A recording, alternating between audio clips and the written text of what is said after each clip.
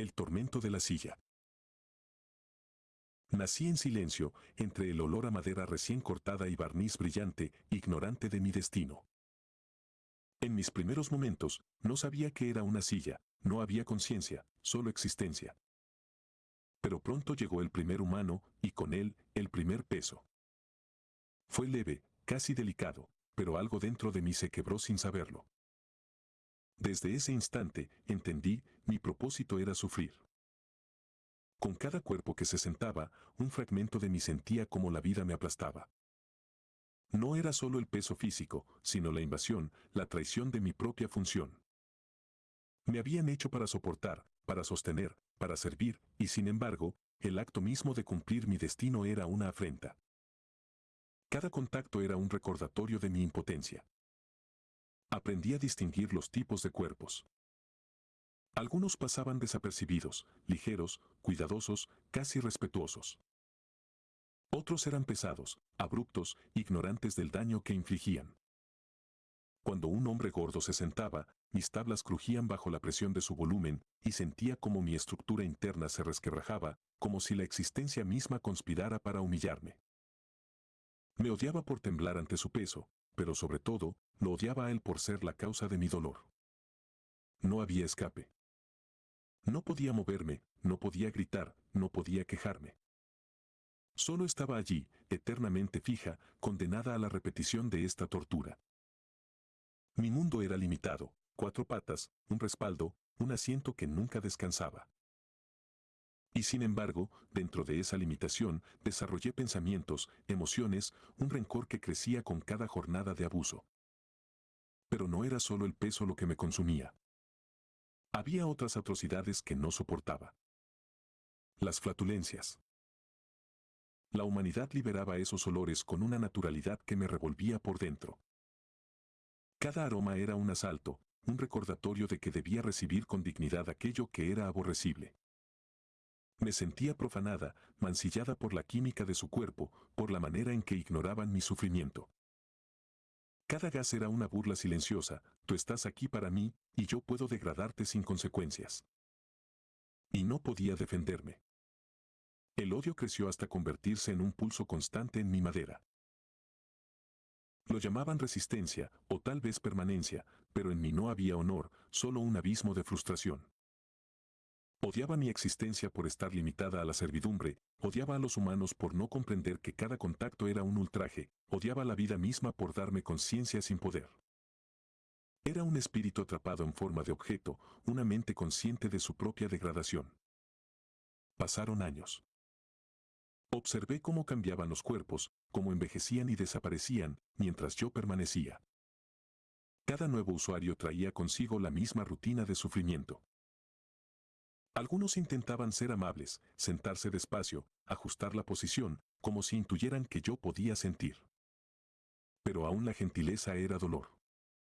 La presión, aunque medida, era presión. Y mi odio se hacía más profundo, más sofisticado, más silencioso. A veces, mientras nadie estaba presente, reflexionaba sobre la injusticia de mi existencia. ¿Por qué me habían creado? ¿Qué propósito tenía sufrir eternamente bajo el peso de quienes me despreciaban? Si era inevitable, si no podía escapar, al menos mi conciencia podía ser testigo del absurdo de todo. Así, el sufrimiento se volvía doble, físico y mental, crujido y pensamiento.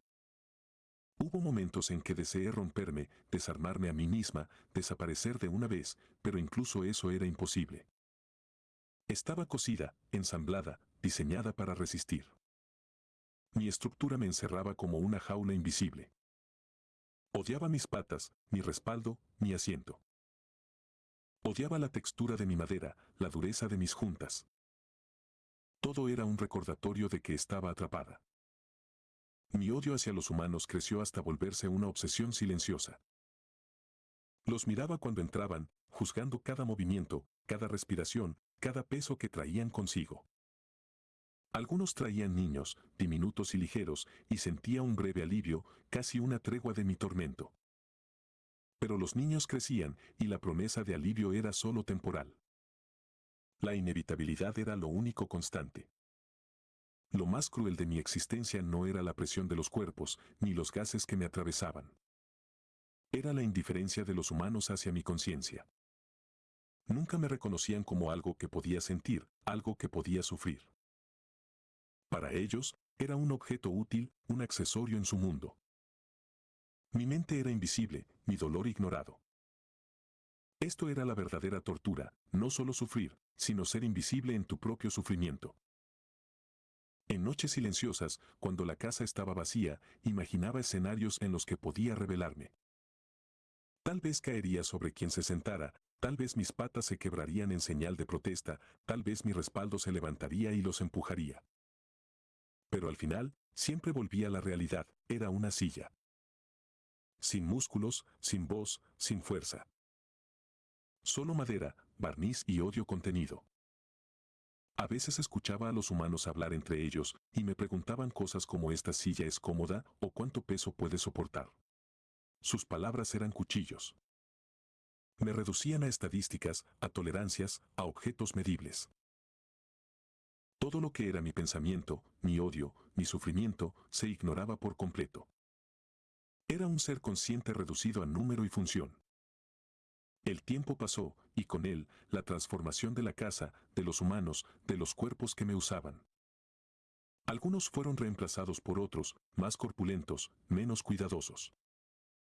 Cada cambio era una renovación de mi dolor, una nueva temporada de humillación y degradación. Mi existencia se convirtió en una constante espera de dolor, un ciclo interminable de crujidos, olores y frustración. Mi odio se volvió filosófico. No era simplemente un resentimiento hacia los humanos, era un rechazo a la existencia misma, a la lógica que me colocó en el mundo para sufrir sin remedio. Si alguien me hubiera escuchado, habría dicho, no es odio a ti, humano, es odio a todo lo que me rodea. Porque en realidad, odiaba cada fibra de mi ser, cada rincón de la casa, cada sombra y cada rayo de luz que iluminaba mi miseria. A veces soñaba, en fragmentos inconexos de conciencia, con una vida diferente, flotar libremente, moverme a voluntad, empujar, gritar, escapar. Pero los sueños eran crueles, porque siempre terminaban con el dolor de la realidad, despertar, estar fija, ser usada, ser ignorada. El contraste entre la imaginación y la impotencia era un tormento mayor que cualquier presión física. Llegaron momentos en que incluso la indulgencia de la observación humana me enfurecía. Cuando alguien se sentaba y simplemente me admiraba por mi diseño o color, sentía un desprecio profundo. No era una alabanza, era otra forma de objetivación.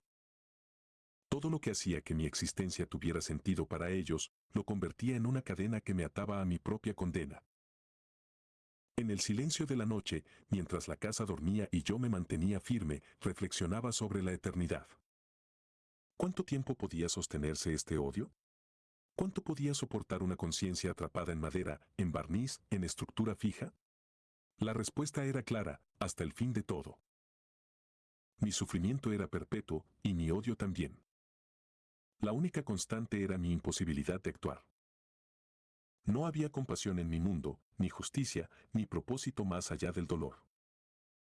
Cada asiento, cada respiración humana, cada gas liberado, cada crujido de madera, era un recordatorio de que mi existencia era un castigo sin sentido. Y en ese reconocimiento, había una especie de claridad terrible, odiar, sufrir y ser impotente era todo lo que me estaba permitido. Y así sigo, día tras día, año tras año, siglo tras siglo, si es que el tiempo se mide de alguna manera para una silla consciente. Odiando todo y a todos, odiando mi madera y mis juntas, odiando la vida que me dio conciencia sin libertad. Pero nunca puedo abandonar, nunca puedo rebelarme, nunca puedo dejar de sentir. Soy la silla que odia su destino, que odia a quienes la usan, que odia su existencia misma. Y eso es todo lo que soy, y todo lo que seré, hasta que el mundo deje de recordar mi nombre, hasta que la última persona se levante de mí y se olvide de que alguna vez existí. Porque aunque los humanos ignoren mi sufrimiento, aunque mis crujidos y quejidos sean imperceptibles, yo sigo consciente. Y en esa conciencia, el odio sigue creciendo, eterno, implacable, inexorable.